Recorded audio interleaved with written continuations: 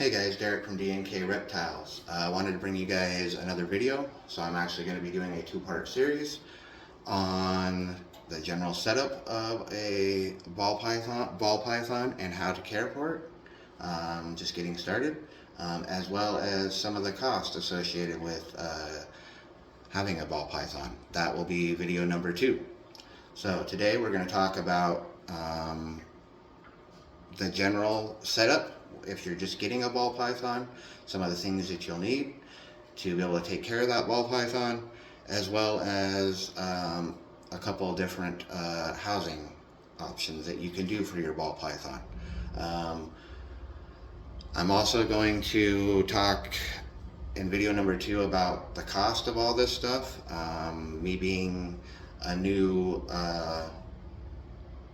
person that's getting into this business as a breeder, I might have different costs compared to some of you guys that may be just looking for a pet or just looking to get into the hobby and not really make any money on it. And I'm not saying that you can make money and get rich at ball pythons, because we all know that's not possible. So anyway, moving on. I'm going to flip the camera around and we're going to get into this video. Alright guys, so that's kind of my wall right there. My banners and signs that I'm having made up for my business. But kind of just show those off since my camera was pointed that way. But yeah, that's what our banners and stuff are going to look like. You guys might know those from the last videos that I posted. Anyway, so you want to get a ball python, but you're not sure what you need to set that ball python up with. Well, the first thing that you might consider is housing, okay? Where you're going to keep that ball python, that it's going to be safe, comfortable, and healthy, okay? So you might say, well, I'm going to go to the pet store and that's where I'm going to get my ball python, so I'm just going to buy what they have there for the enclosure. Well, this is what you're going to get, guys, okay? Now, I don't have this set up for a ball python. I've actually got my ASFs in here, but this is the kind of enclosure that you're going to get at your pet store. Just a typical 10-gallon, what I call a fish tank, with a screen top lid and a couple locks, what they call latches, to put on top so that your snake can't push out of it. And you're going to get, generally you're going to get a heat lamp for your heat source, or a heat emitter. Sometimes, if you're lucky, and a lot of times you don't get this, some places you do, they will give you either heat tape or a heat pad, okay? I use heat pads.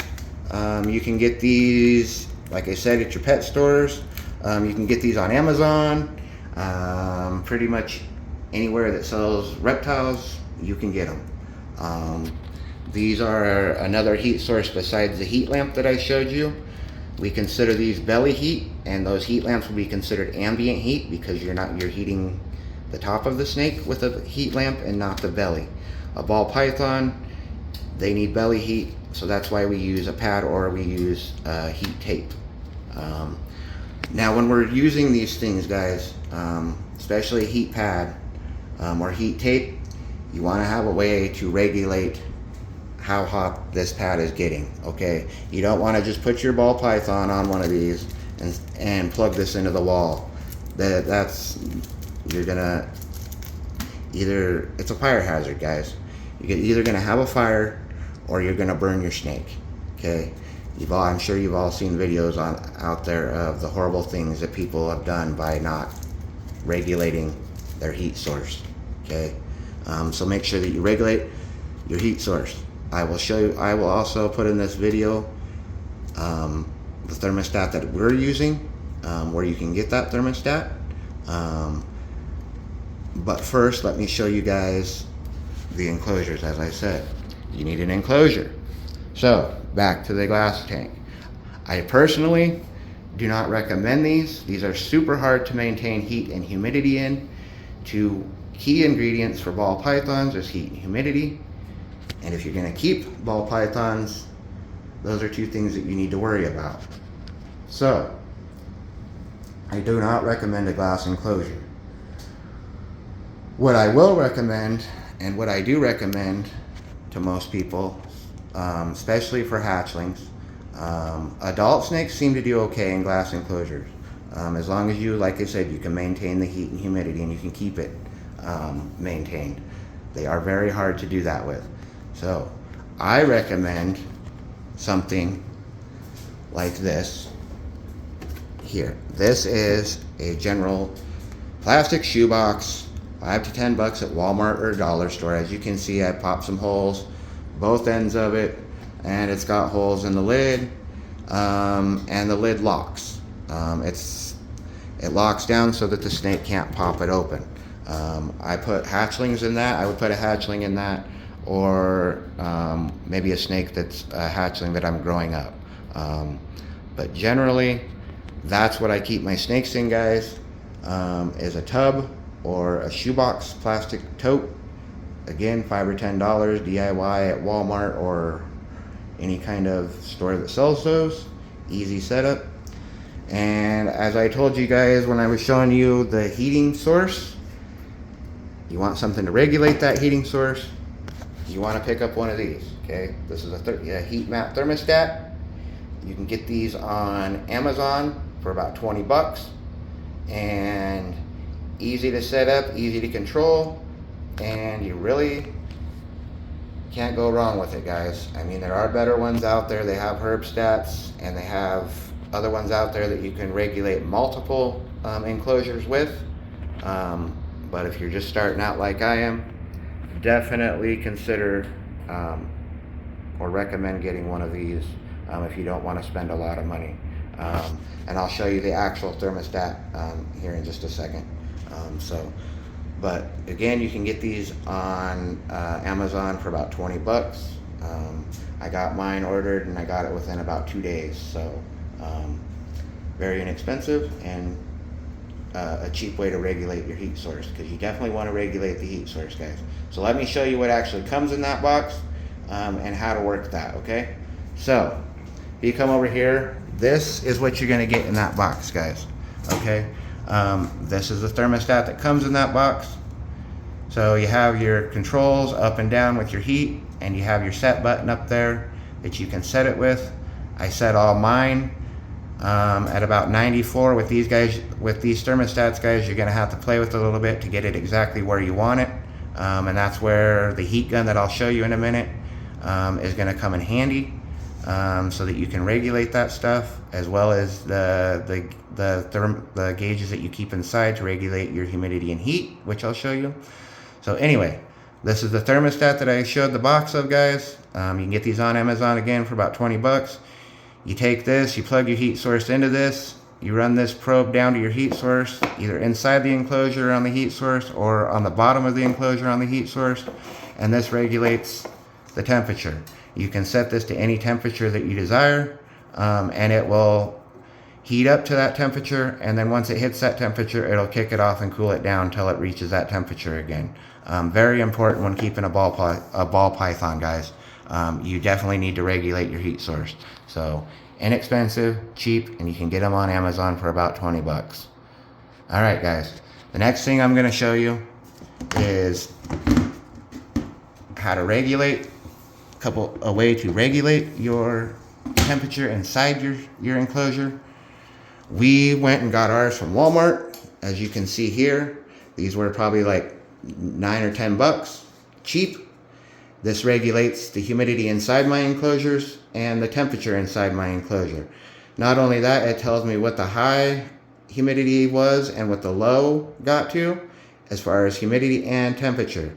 Great little thing to have, guys, and you definitely need one for inside your snake room as well as inside your snake enclosure, so that you can maintain those humidity and that heat. Again, 10 bucks at Walmart. Very cheap, and they are magnetized, so you can stick them to whatever. These ones are battery operated, so you can get the wireless if you want to spend a little more money on that. You can actually get ones that will connect straight to your phone, and you can check them straight from your phone. Again, I just went cheap here, just starting out.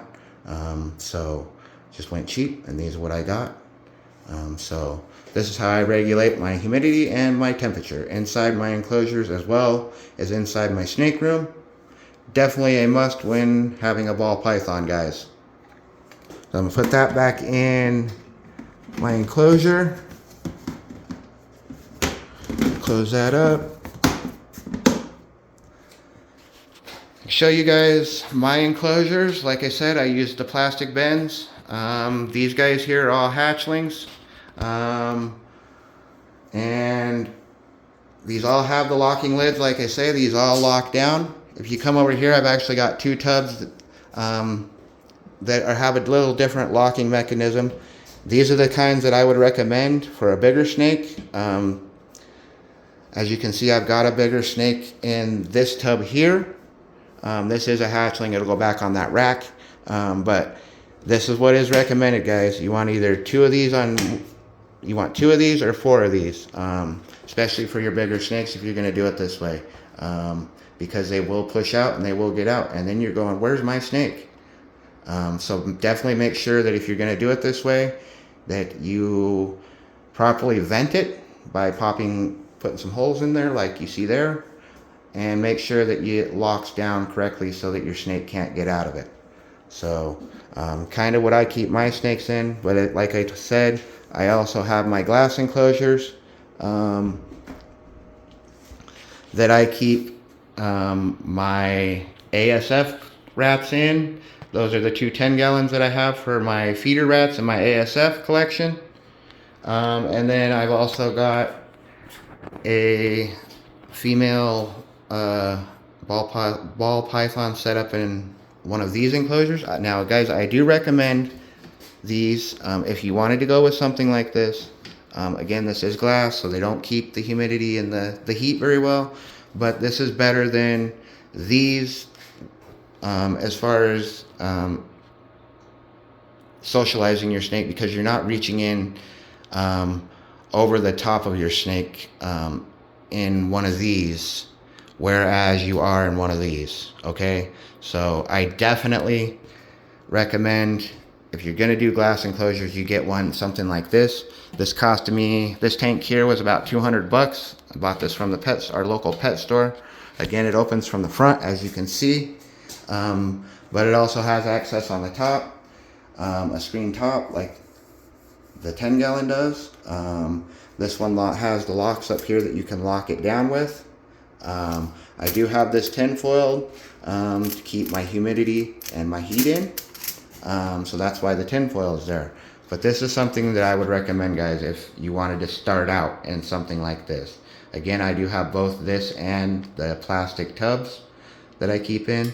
And there are rack systems out there that you can buy to keep your tubs in and maintain heat and humidity as well. So this is just 2 different kinds of setups. So that's kind of my setup, guys. Again, I do have, even with my glass enclosures, they are regulated on a thermostat that I set, and it's temperature controlled with a temperature. This is regulating the temperature of my heat pad, and that is my thermostat that is controlling both this tank and the glass tank over here that you see. So again, it is regulated. I'm not just plugging my heat pad or my heat source into the wall, guys. It's all regulated through a thermostat that is set by me to the temperatures that I want.